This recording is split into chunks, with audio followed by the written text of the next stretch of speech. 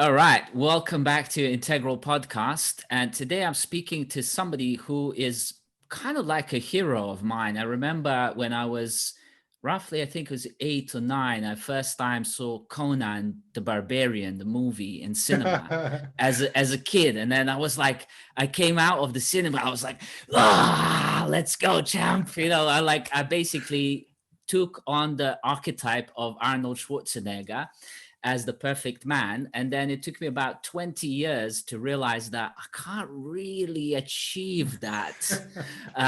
And now with this young man here, I'm like, this is my new Conan.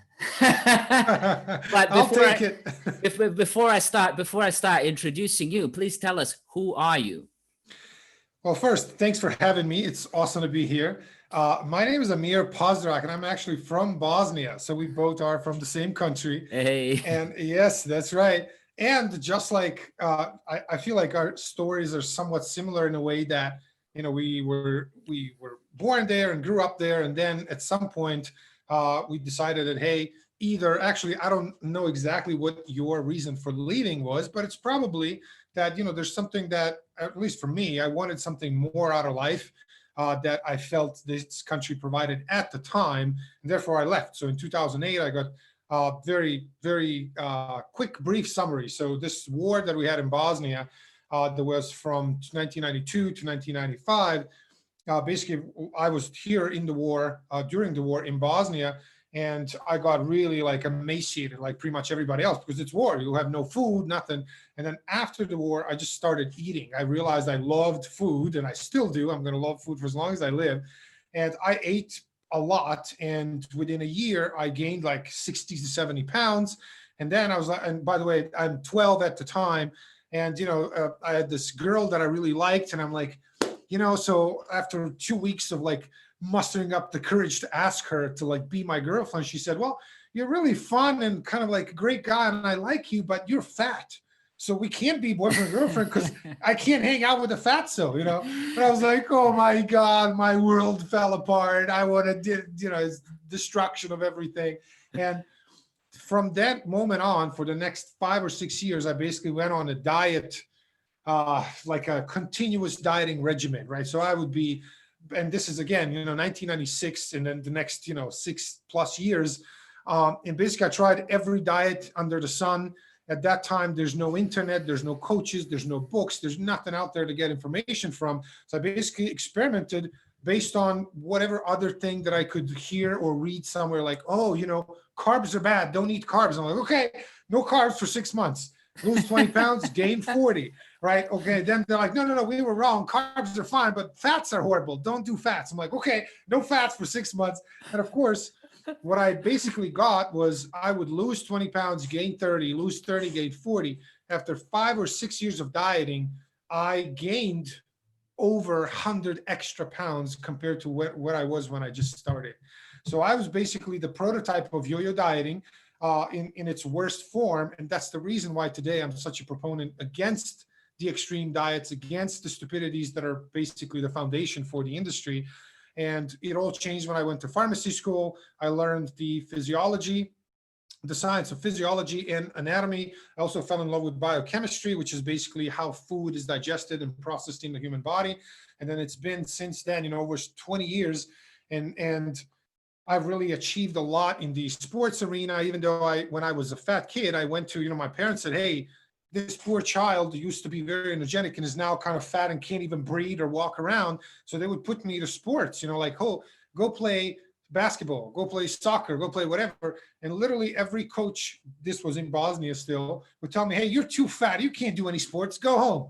So I would quit and say, oh my God, I can't do this. And literally every coach would be like, hey, you have nothing to do in sports. Like, go play chess, because I was really good at chess. Go play chess or something. Sports are not for you. And, like, you have no talents here. Like, this is just not for you. Like, go do something with books or something, right? Like, this is not for you.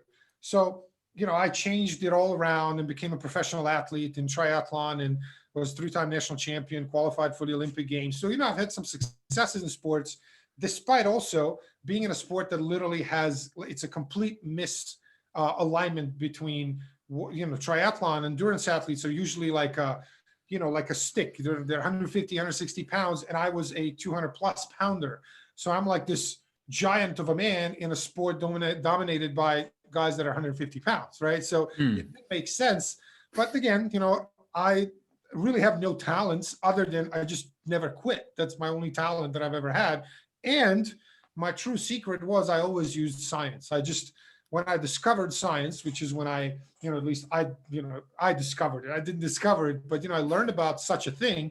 It just changed everything for me, because I remember my first mentor was a physiology professor here in pharmacy school in Sarajevo. And he told me something I'll never forget. And I'm like, this fat kid, I just started pharmacy school. I'm like, can I do anything with this body? Is this changeable? And he looked at me and said, son, science has gone so deep that we can literally do anything. Like that body, you can mold it into whatever you want. You can transform it from this to, and he's like, if you want to look like a Schwarzenegger, you can. And that kind of hit me, and I'm like, wow, really? That's great. And I'm like, but can I do well in sports? Because everybody told me I can't. He's like, you certainly can. Yes, there are such things as genetic predispositions, right? Me weighing 225 pounds, I can't be the world's number one marathon runner, right? Because they weigh 140 and I'm 220. I can't do that. But there's many other sports that I can do really well at, right? So science is really, and has always been my secret weapon, right? Like the science is, and again, I add to that common sense, and then you have a winning combination, right? So, that's how, after all of this, I became a coach for the last 12 years. That's what I've been doing for a living. I've really only had 2 jobs in my life, and they were both like 2 months and 3 months. And I've always, basically my whole life, I've been an entrepreneur. I worked for, basically 2 jobs that are barely kept. So that's the only thing that I've been really doing my whole adult life is I've been a coach, a fitness and nutrition coach. So here we are, 2020. That's a fantastic intro and an awesome sort of backdrop as to where pretty much both you and I come from. I came to UK as a refugee. I was in Bosnia throughout the war. Now, I personally never had a kind of problems per se with food addictions, but I have had yo-yo ups and downs with weight, let's say within the sort of plus or minus 10 kilos, which is quite a big range still for a guy who's otherwise, 60, 70 kilos, 65 and 75 now, but really looking to be around 70. And so 10 kilos is a big difference, noticeable difference. And what happens to people like me who are very much scientists, designers, kind of chair bound, is that every single calorie that you take on, like I kind of got an apple here, sort of smallish apple, but if I start really kind of calorie counting, thinking it's not an apple, it's about sort of 90 calories. Yeah, that was probably a little less because it's small, but you're right. That's exactly right. Everything has. But you told me I should overestimate, right? So I'm thinking 90 calories. Good right? one. I'll take it. Good job. That's exactly right. So it's 90 calories, which another way I could think about it is that, well, that's kind of like 15 minutes maybe of quite intense workout. Right? That's right. And it takes me 30 seconds to gulp this down. Yeah, and that's an apple, one of the healthiest things you can eat. Imagine when you have a cookie, a piece of chocolate, a slice of pizza, God forbid. Then we're talking hours and hours and hours to work that off. No wonder people prefer to sort of escape into fantasy land of like thinking themselves thin, where, gulping up a cookie, which I'll give you another example. As a designer or programmers, there's a programming language called Java. It's named after coffee, Java coffee. And nowadays, coffees have become flat whites. And when you look up a flat white, it's like 400, 500 calories. I'd be able to go through like 3-4 flat whites a day and sitting all day long. And I was like, why is my belly becoming so big? So the question really, long story short, I still in the back of my mind, I want to be that Conan, a bit more like you, and I'm doing design. I'm not running marathons. And most people who are going to be listening to this are going to be in that sort of lifestyle. What do we do? Great question. Number one thing to do, there's a couple of things. Obviously, it's never a single one thing. Everything is, especially when it comes to health, body fat percentage, overall, just well-being. It's always multifactorial. This is also true for diseases and pretty much, cancer. Like if anybody ever tells you, hey, there's this one thing that causes cancer, you should know that that person is either completely clueless or is just trying to sell you some kind of BS supplement. That's basically what they're, or some pill or whatever, right? That's basically what it comes down to. But so the number one thing to do is to think about the biggest silent driver of human behavior, and that is your environment. That is the number one thing. So just like I really love systems thinking and systems in general. And in my coaching, I really focus on creating systems for clients, not just, hey, here's this diet, or here's a meal plan, good luck, or here's this workout, good luck. The question is the whole lifestyle that is unique to you. We look at it as a system. And I don't know how familiar you are with the gentleman who's considered to be the father of systems thinking, W. Edwards Deming. So this is the guy who went from US to Japan and taught them how to do systems thinking. And Japanese products went from being considered this cheap, low quality, falling apart, to today being the utmost, the highest level of quality based on implementing systems into their processes. So within the system, environment is the number one thing. And one of the rules there says that 96% of the results comes from the system. 4% of your results come from any individual action. This is the reason why if an average adult today is trying to lose some weight and he or she says, you know what, I'm overweight, let me start eating less of bread, or let me start exercising, let me do any one individual thing, their chance of success is 4%. On the other hand, if they look at it from a systems approach and say, how can I create an environment in which I am either never tempted or way less frequently tempted, in which it's much easier to do the right thing that gets me lean than it is to do the wrong thing that gets me overweight, and they create that system, they're 96% more likely to succeed, right? So environment. So I always say, if I went into your house today, I just showed up, you open the door and it's me on your door, right at the door, like, hey, can I check out what's in your kitchen? If I go through your kitchen, open the fridge, things that I see there, what would I conclude about your health? Right? That is the first thing. So if I didn't know you, like we talked on the phone, but I never saw you physically, I don't know if you were 500 pounds or if you're 300 kilos or 60, I don't know that. But if I went into your kitchen and looked around, I could probably estimate really well where someone who lives there is. So this is the answer to that question. The number one first step is create an environment around you. And of course, the support system, right? So you can't do that if your spouse, your wife, husband, boyfriend, girlfriend, children, someone constantly bring in pizza and cookies and chocolate. And you say, no, I have this, iron willpower. I'm going to fight against it. No, you won't. You will not. The last, 150 years of research in psychology summarized in 2 words: self-discipline fails. That's it. You cannot rely on self-discipline. And this whole idea, actually these days, especially in the last couple of years in this, online entrepreneurial space, it's popular to say, oh, build the willpower, and that's great. I have nothing against that. But just know that building willpower and relying on it, you have like 1 in 10,000 chance of success. Instead of building willpower and focusing on that as the holy grail, create an environment in which you can't fail, in which you're much more likely to do the right thing. And then you have, really, really high chance of success, right? So and within that, I would also say 80-20 rule, which I'm sure you're familiar with, but if our listeners are not, 80-20, right? So very small percentage of your actions creates majority of the results and vice versa, right? So 20% of our actions creates 80% of results. So within for example, fat loss, right? We're trying to lose weight. Everybody says I want to lose weight. What they really mean is they want to lose body fat, right? So for fat loss, 80-20 for fat loss, if we, let's say there are 10 things you can do, what are the 2 that are going to create 80 to 90% of results? Number 1, control calories. That's the biggest thing. Calories are king. They always were, are, and always will be for as long as they're humans. the calories in, calories out equation. A lot of people say, oh, calories in, calories out does not work. Calories don't work because the human body is not a closed system. You can't control everything.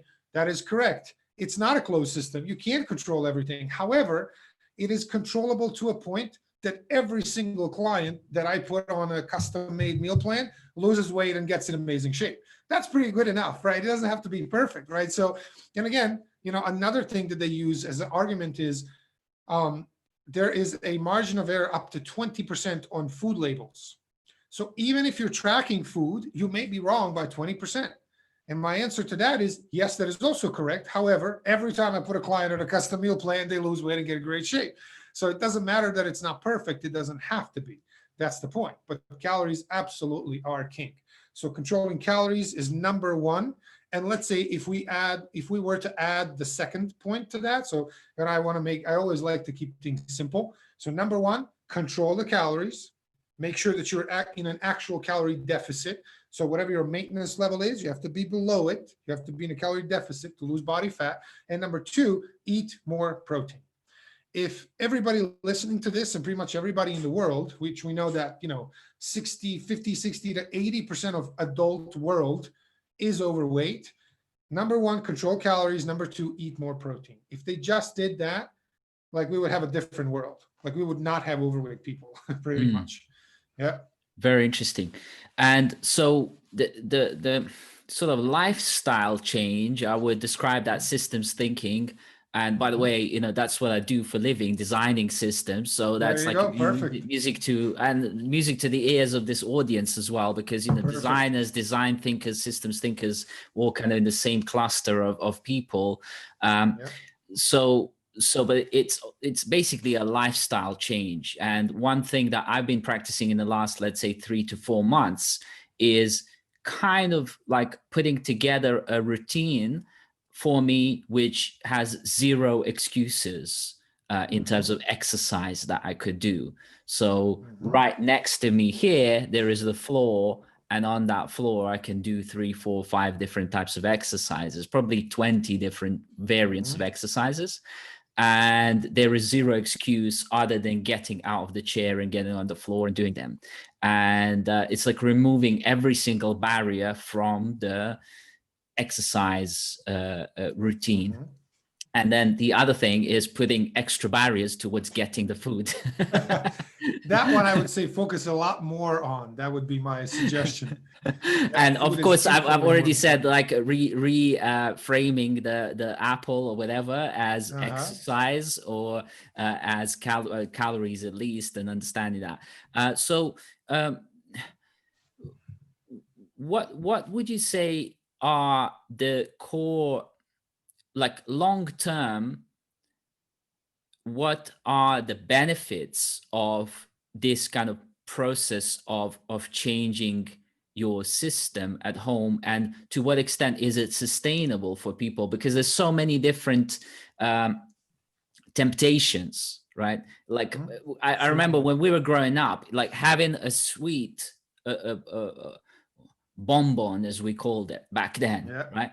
That was like once a week. If you had that, it would be like, yeah. Now it's like sugar is like on the tap, on literally everywhere. And it's super cheap, super affordable, things like that. So really to amp up, and I said earlier on about the flat whites and stuff, I didn't ever really kind of look up that. I was like, oh shit. Like if I just cut that out, I would be like more than halfway on my like weight loss kind of journey. But you sort of get addicted to these things, or they become part of your lifestyle. It's a kind of like a cultural thing, cultural norm. So what are the long-term effects of changing the system and adapting the lifestyle? What are the benefits that people get out of this? That's a great question. And, I could go in several directions, but basically, if we look at longevity, for example, so how long somebody lives, right? We know that the average lifespan around the world is like 78, something like that, to 80 years old. In Japan, people tend to live the longest, 82, 83 on average. So the number one thing one can do to live as long as they possibly can, and again, by that, I don't mean, being tied to a bed, living on machines. I'm talking fully self-sustainable, moving around, can do everything like a normal person, like a younger person would, but living long as we can. The number one thing one can do is to get their body fat percentage to the normal range. And this is why I always urge my clients and pretty much everybody else to not use the scale as the measuring, the reference point, right? Why? I weigh exactly 102 kilos as of this morning. I am 188 centimeters, which is 6'2" in the the U.S. System. So 102 kilos. If you tell somebody I weigh 102 kilos, they're like, "Oh, this guy's fat." But I'm like, I have 102 kilos and six-pack abs. So I'm not fat. I'm just, I weigh 102 kilos. So what? The point is, what if you weighed, for example, how much do you weigh right now, by the way? So right now I weigh 77, 76, 77. Yeah. Okay. So let's say, what if you weighed 80 kilos, but you were, six-pack abs, 10% body fat? Mhm. Would you mind? Would you have something against that? No, no, no, no. I'm looking to bulk up and reduce fat. Okay. Yeah. There you go. So what would be the issue with you weighing 80 kilos? Like, so what, right? So that's why. And actually, the bigger issue with scale, using a scale, is because there are so many factors that influence daily total weight. Mainly, it's determined or related to water retention. So if you eat a lot of carbs, you're going to retain more water because a gram of carbs ties 4 grams of water to it. If you didn't sleep well and or you're stressed from some other source, your water retention goes up because you retain more water. And there's so many other things like actual hydration level, exercise, how you slept, what you ate, if your bowel movements are, this or that. There's so many things that affect water retention, which shows up on a scale. And this is infinitely more true for women because, women have the monthly cycle where hormones change on a weekly basis. That affects water retention differently. So for us guys, we just have one hormone, testosterone. So for me, I normally fluctuate 2 to 4 kilos every single day. So imagine if I measured my quote unquote progress based on the scale weight. Like one day I'd be really happy because I lost 3 kilos, which I didn't, it's just water. The next day I would be depressed because I gained 3 kilos. No, it's just water, right? So that's why I always say measuring body fat percentage is the one thing to focus on. For that, just get a $10 from Amazon, body fat caliper, and you measure body fat percentage, and that's the only thing that matters, right? Not the actual total weight, because who cares how much you weigh, right? So the benefits of getting down to the normal fat percentage range, which by the way, for men, it's 10 to 15% body fat. For women, it's 20 to 25% body fat.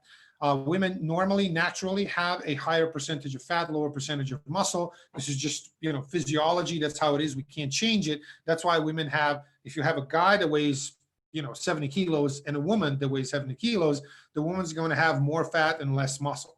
That's just the difference, the physiological difference between the genders. But getting down to that fat percentage range is the number one thing that one can do for longevity. Of course, all the other health parameters will improve and get to almost optimal level when one gets to that fat percentage range. So someone is diabetic, and overweight, usually they lose weight, they get off the medications and they're not diabetic anymore. I've probably had dozens and dozens of clients who were on medication for high blood pressure, high cholesterol, diabetic, diabetes medication. I'm talking like a bunch of pills that they needed to take several times every single day. After 3 to 6 months, they get in great shape. And then I ask them, hey, remember that diabetes you had? He's like, what diabetes? I don't take any medications. I don't have any issues. The body has this incredible ability to fix itself when you give it what it wants. And what our bodies want is to be in really good overall good shape. I'm not saying this means you need to look like a fitness model and have an 8-pack and have veins on your glutes and whatever. You don't need that. And it's way better that you don't do that. There's a lot of reasons that we can talk about if that's interesting, why one shouldn't go below 10% body fat as a man. But generally, the benefits are pretty much everything we want when it comes to energy levels, overall health, productivity, and of course the way we look, right? Aesthetics are important, and if anybody says they're not, they're just lying. That's simply not true. Right? This world prefers good looking people, and that's just how it is.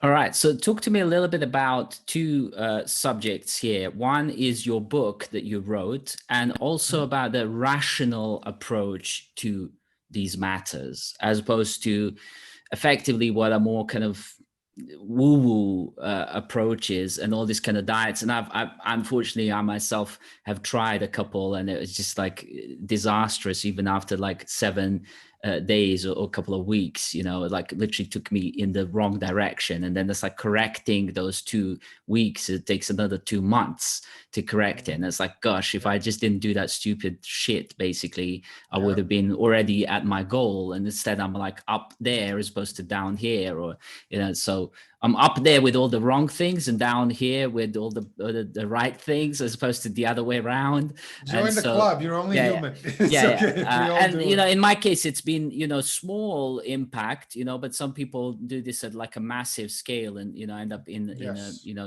different routes. But yeah, so talk a little bit about the book, and a little bit about also the rational approach. Yeah. So the book is basically the summary of everything this is the book that I wish existed 15, actually now 20 years ago, when I was a fat kid, when I was trying to lose weight. I wish this book existed. And I basically wrote a book for everybody who is at that point where they're actually working on this. They're trying to either lose weight or get in better shape, and they are either confused by all of the misinformation and false information and contradictory information they find out there, or they have tried everything and nothing has worked, and now they've sat down and said, you know what, I'm ready to give up because I've tried everything and I don't know what to do.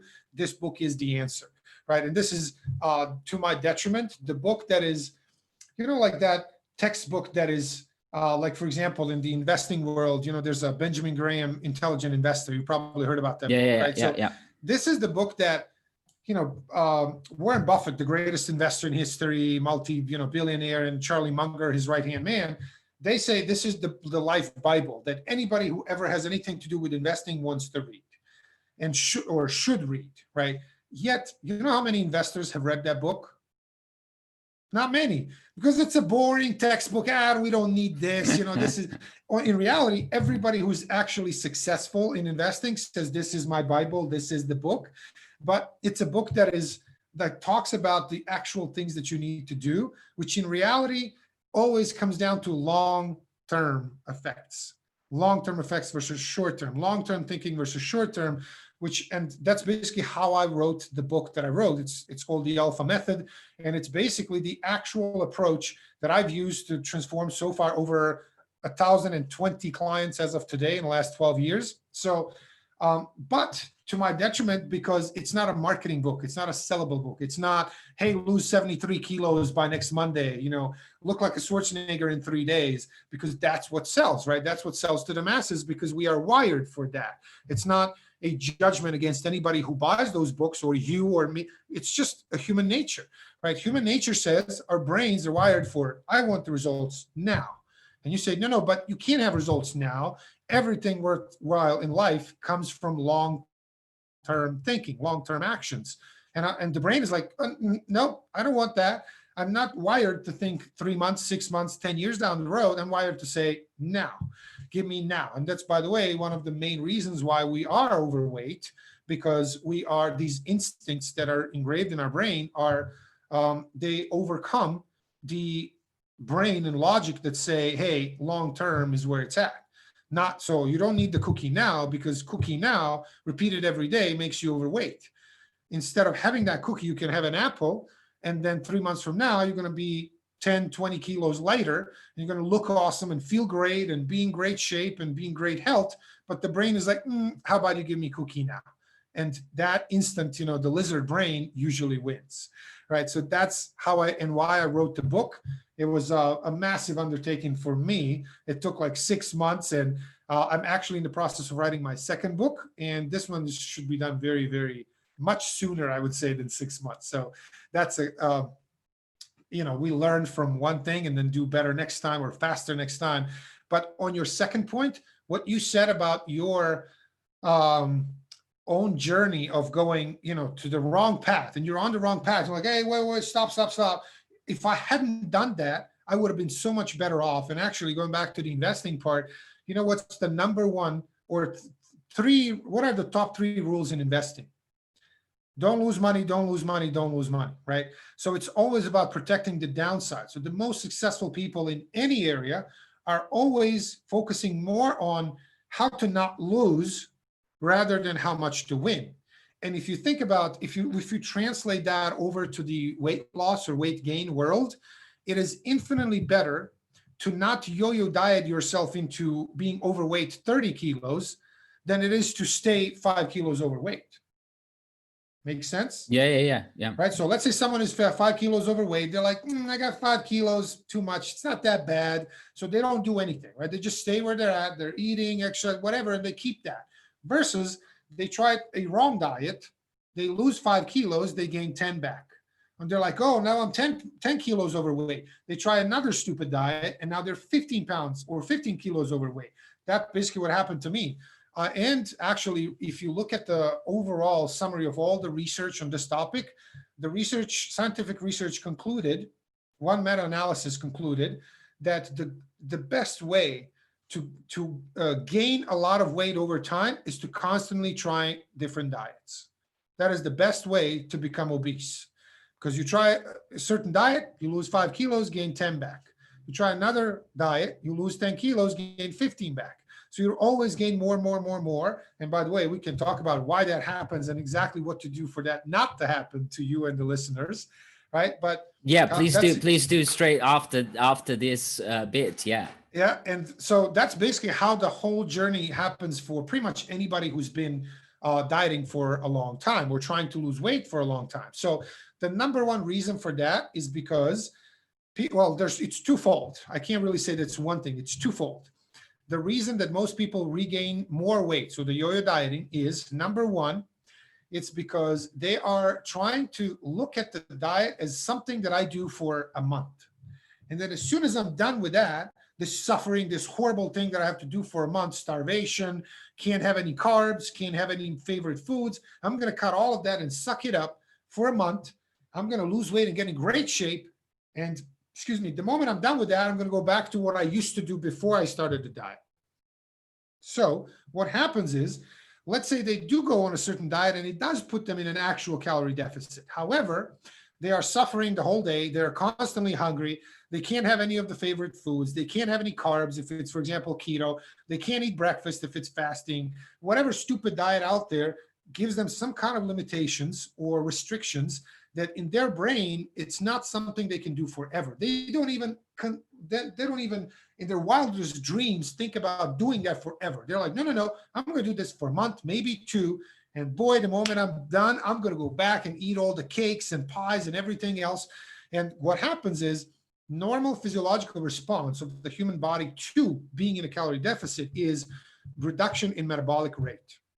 So calories in, calories out equation is always dynamic, which means calories in, calories out, right? It's trying to keep this the same. If you decrease the calories in part, the calories out part cannot stay the same, which most people who don't understand it think it does. It does not. Everything here on the calorie expenditure part reduces as well. It doesn't reduce 100% linearly like this, but it definitely reduces. And the longer someone is on a diet and or deeper the deficit of calories is, the more this response, the slowing of your metabolic rate is more emphasized, right? It's higher. So because of that, the metabolic rate is suppressed. They are now mentally and physically hungry. And the month later, when they have lost whatever 5 kilos, and they're like, okay, I'm so starved mentally and physically, I can't wait to get off the stupid diet. And then they eat more than they normally would on a metabolic rate that's already slower. And that's why the calorie surplus becomes really high. So for example, let's say you're currently burning 2,000 calories, you're eating 2,000 calories, right? So it's kind of a balance, right? You eat 2,000, burn 2,000, you maintain the weight. Let's say you went to 1,500 intake, okay, instead of 2,000, and your metabolic rate is over time slowing down. And depending on how many weeks and months you were on it, let's say you went down from 2,000 to 1,800, right? Maybe 1,700. And now after a month, you're like, I'm sick of this. I can't do this. I'm going to eat everything. And now you go back to eating not 2,000, but 2,500. And your metabolic rate is now 1,700 instead of 2,000. And you see, so that misalignment between them, like your intake is now so much higher than your output, and that's where the weight gain happens. So that's the number one, let's say, one of the two main ways that people regain the weight is because they are doing something. They're embarking on this journey that is 100% unsustainable.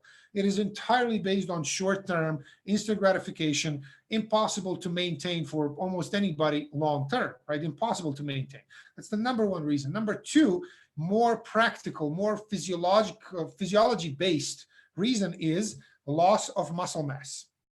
So let's say you currently have a certain amount of muscle mass in your body. Let's imagine a number like 40 kilos, right? So you have 40 kilos of muscle. Let's say you do the diet, an average diet out there puts a person in too big of a deficit and not enough protein.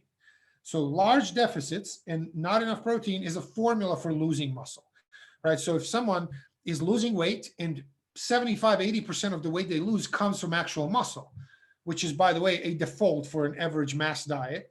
What happens month down the road, 2 months down the road, you now have way less muscle, and muscle is very anabolically active and contributes to metabolic rate a lot. It's the main driver of resting metabolic rate, which is one of the 4 components of metabolism that burns the most calories. Now that machinery that's burning the calories is way smaller. It's a little like having a V8 engine, and now you have a V4 engine. From 8 cylinders, you went to 4 cylinders, right? So you're now burning way fewer calories. And then when you are done with the diet and you go back to eating what used to be normal, let's say you go back to the same exact food that you ate before, but now instead of V8 engine, you have a V4 engine. So you're burning way fewer calories because the muscle mass is not there. And that's the second reason why people yo-yo diet. And there's obviously a lot of other reasons, but these two are really the main ones. So of course, the fix for both is just the opposite of the cause, right? So the cause is, number one, being on a diet that is 100% unsustainable and in its initial essential form designed to be short-term. So don't do that, right? So be on a custom-made diet that somebody that knows what they're doing made for you. And so this is, by the way, in my coaching program, after a week or a month or 2 months, I ask my clients, do you see yourself doing this, being on this diet for the next 20 years? If answer is anything other than absolute yes, we need to go back and redo it. But I set it up in a way that literally every client says, of course I can be on this diet for the rest of my life. I'm eating all the foods that I want. I'm never, ever hungry. And I'm dropping body fat every single week. Why would I not be on this diet? Like, there's no restrictions. I can eat as many times I want at any time of the day I want. I can eat all the foods that I want, and I'm never hungry. Why would I not be on such a diet, right? So the diet is created in a way that it's 100% sustainable, right? So instead of saying, let's do the diet that you can do for a month, I say, let's create a diet, again, as a part of the system that you can be on for the rest of your life. That basically guarantees that you will not regain the weight. That's number one. Number two, there are 2 things that people can do to prevent muscle loss on a diet. Number one, enough protein. Number 2, lifting weights. Both of those things send a signal to the brain that says, hey, if you want to burn your muscle, don't, because I'm going to give you enough protein, which builds the muscle, right? It's actual, new ingredients that build the muscle. You can look at it as if the muscle is a brick wall, protein is individual bricks, right? So the more bricks you put in, there's no reason that the wall would come down or become smaller, right? You literally put bricks in and the wall stays. So that's the number one thing. And number 2 thing is lifting weights. Why? Most people think that doing exercise or doing more exercise is the way to lose weight. It is not. It is not. Exercise is an extremely inefficient way of creating the calorie deficit because it burns way fewer calories than we think. So I hope that makes sense. This is usually a huge surprise for people because they're like, what? You're saying I don't need to do 3 hours of exercise a day? No, you don't. The calorie deficit that burns the fat is created by the food. So your diet burns the fat. The reason we exercise is to preserve muscle mass. That is really the only reason that we need to exercise, right? To save the muscle mass.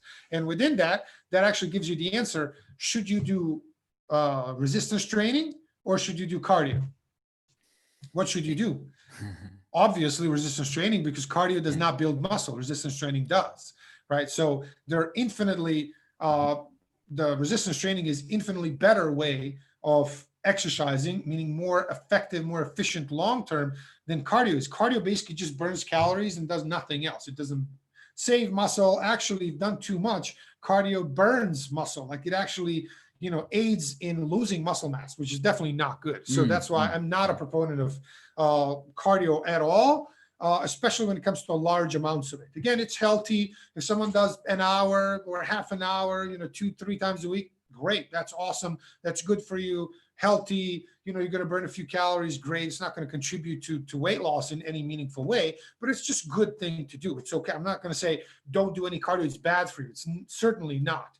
But doing 2 hours of running a day 6 days a week, I would never ever suggest that. It's a terrible idea, because actually long term, and this is just one thing that I've, out of many that I've concluded after doing this for a living for over a decade, is people who rely on large amounts of activity to stay lean completely tend to fall apart when life happens.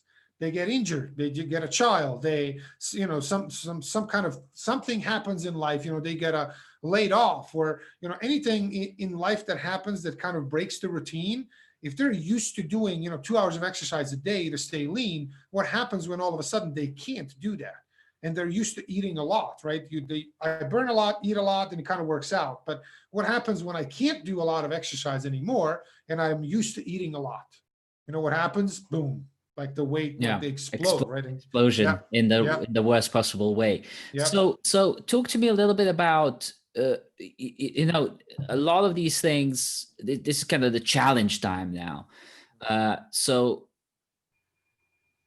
we travel, let's say, okay, maybe in the pandemic, we don't travel as much, but there is even the difference between when people go to the city, right? Right now I'm sitting here in the suburbs. As soon as I go to the city, I don't necessarily have access to my beautiful food that I'm used to eating, because now it's like we're in the pub with the guys and there's crisps, there is peanuts, there is all this kind of fatty stuff, there's high calorie drinks and all that kind of stuff. And now you can say to all of the boys and girls, no, I'm not doing that. I've got my apple in the bag, which you're not going to bring along. Right. So you're kind of like, well, let me have a piece of that pizza, or you're gonna go. One of my times when my weight exploded is we went on a 2-week holiday in Mexico, all expenses paid, 5-star all inclusive, and it was like you couldn't get away. You couldn't be 2 meters longer than 2 meters away from a barbecue that was doing burgers and meats, and there was like ice cream served everywhere, high calorie cocktails, and no matter how much swimming I was doing, I was taking in like 3 times more calories. And I came back and I was like 7-8 kilos heavier after 2-week holiday. And I said to my wife, what the fuck happened? Like, how's this even humanly possible? So life happens in that sense, where again, the matrix is attacking us by serving up all this high calorie foods that are not in our plan. Yeah. And the ego, the human ego is, I'll be all right, like just one day cheat, another day cheat, it's okay. And then, you realize, oh shit, I'm cheating every day. And I'm cheating on myself basically, because now I'm adding that extra 253 calories a day. And suddenly that belly is starting to kind of really kind of be grabbable again in the wrong way. So what in that regard? I have to say, there is only one thing that one can do let's put it this way: long-term solution and short-term practical action steps. Okay. So long-term solution, the only way to really take control of that once and for all is to learn what the proper ratio of macronutrients is, the right one for you, and then build the only skill that one needs to build in order to control their weight and body fat percentage, which is guesstimating or estimating their calorie intake without tracking them. So what that means is there is nothing wrong with having a piece of pizza, nothing wrong with having some peanuts, nothing wrong with having some ice cream. You can have all of those things in moderation. And this is the basis of everything I do, which is unrestricted diet. There's literally not one food when somebody becomes my client, there is not one food that they cannot have. They can have anything in life they want. Like literally any food, doesn't matter what it is, where it's from, how many calories it's got, they can have all of it. It's just we have a certain amount of macronutrients that they need to reach every day. And once you reach them, that's it. So of course, if you're eating ice cream all day long, you run out of those, macros really quickly. But of course, there's a way to set up the diet so that you really can enjoy a lot of good foods, even if they are high in calorie, not really the healthiest of foods. And of course, I always suggest and urge my clients to have majority of their food intake be healthy, unprocessed, single item foods rather than, pizzas and ice cream. But there's nothing wrong with having pizza and ice cream. You just have to calculate it in. You have to account for it. So this is really the only way long term to be able to say, okay, once every 2 weeks or once every week, I go out with the boys and I can really drink and have whatever snacks or anything else that I want without really feeling guilty about it after that, or actually gaining weight after that, right? Because once you know how this whole thing works and exactly what works for you, you have the control, you have full control. So you can say, okay, so I've had this little piece of pizza, that was 400 calories. I had this drink that was 300, that's 700. And I had this little thing here, that's 1,000 calories I just had. That's totally fine because I get to eat 2,500 a day. And I prepared for this ahead of time. And I consumed 1,000 calories the whole day and went into this bar knowing that I have at least 1,500 calories that I can consume before going into the surplus of calories, right? And again, if you do that, you can totally go and have pretty much anything you want and still be just fine, right? So that is the only long-term way to learn how to manage all this and take full control of it. The short-term way is all of these things that come down to controlling the calories. And the easiest of those would be, for example, let's say last night was a soccer game. Bosnian national soccer team played against Ireland. Of course, we lost, unfortunately, and this was the end of our qualifications. Let's not go there. Let's not whatever, go there. Right? But it hurts too much. Yes, but think of it this way. So we knew that was a game coming for 2 weeks ahead. So I invited my whole family, mom, dad, brother, everybody. So full house, and we made all of these. My missus made all these amazing foods, and we had. I mean, just like abundance of gazillion calories there. So I knew that I'm going to eat a lot, right? So what did I do yesterday? I said, okay, I'm currently eating 3,500 calories a day to maintain my weight, right? So what I did was I actually did 20,000 steps yesterday, which is basically 1,000 calories in itself, just by, going, getting the food, cleaning the house, preparing all these things. And I also went and did a workout that also burned 1,000 calories. So I was in a 2,000 calorie deficit before anything even started, right? And then, so what I ate during the day was basically, a couple of eggs in the morning and then a leaner chicken with salad for lunch. So the whole day I had less than 1,000 calories and it was 8 p.m. So I had less than 1,000 calories consumed and 2,000 calories burned. So I was in a deficit of 1,000 calories at 8 p.m. And I get to eat 3,500 calories a day to maintain the weight. So you see, and that feels absolutely amazing to be able to do that. Yes. So, I'm 102 kilos, right? I get to eat a lot. There's a benefit of that. And I'm relatively lean. So relatively, huge percentage of muscle, which means I get to eat a lot, right? So basically I could have had a 4,500 calorie intake from 8 p.m. to midnight. I would still be at maintenance calories. By the way, I didn't eat 4,500 calories. I probably ate 2,500. So I actually ended yesterday in a deficit, even though what I ate for dinner was if somebody looked and saw what I ate, they'll be like, okay, that guy is definitely obese. He's probably 300 kilos because nobody can eat that way. I was still in a deficit. Because when you know how all these things work and you know the numbers and you have it, by the way, I have not tracked calories in probably 12 years now. I've never tracked calories. And again, I am not saying that people can do this without tracking calories. What I am saying is there is a certain number of weeks that you need to track the food or macros or calories. And this is the most valuable action step that I can suggest to your audience and you as well, is track your food for 2 weeks, for 3 weeks, for 1 week. It doesn't matter. It's going to change your life, because when you learn, first, two things, by the way, I've done this 1,000+ clients so far, and I have probably heard the same thing 1,000 times.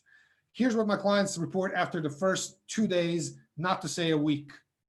Number one, oh my God, holy shit, I can't believe how many calories I'm eating. That's the number one thing that they conclude after tracking for 2 days.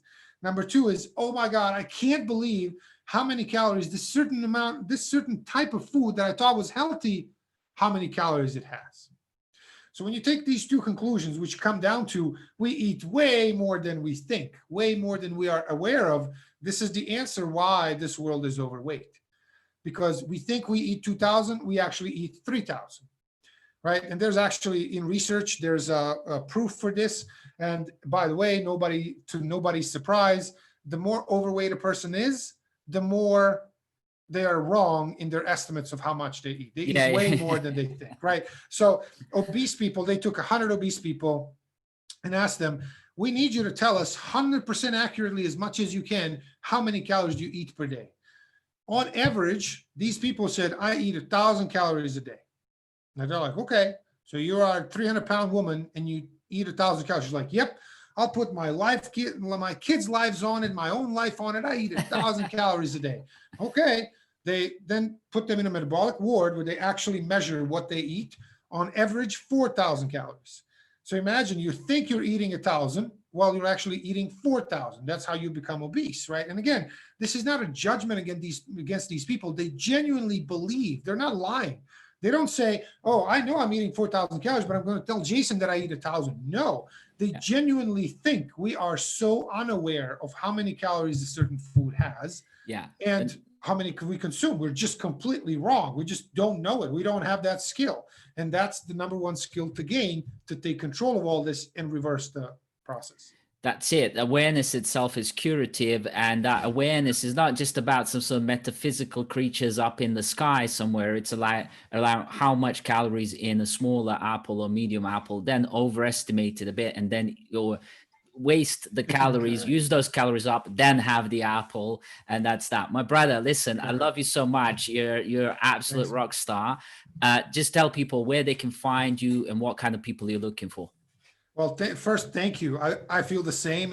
I don't think it's a coincidence that we connected. I really believe in this, like people, like-minded people, we find a way to meet each other. It just always works that way. So I'm really blessed and grateful to have you as a friend, and so glad that we connected.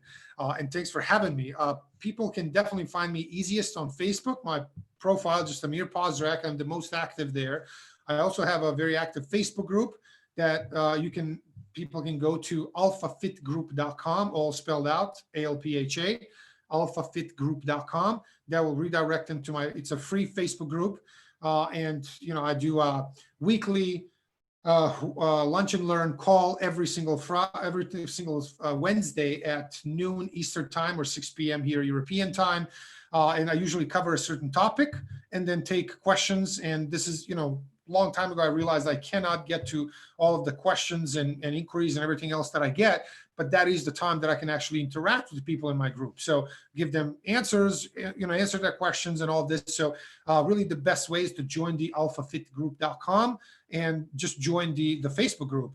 Also, my actual website is The Alpha Entrepreneur, all spelled out. So THE, thealphaentrepreneur.com. And that's pretty much it. Thank you so much. And my pleasure. You absolutely rock. Thank you. You Cheers. Too. Thanks. Thank you.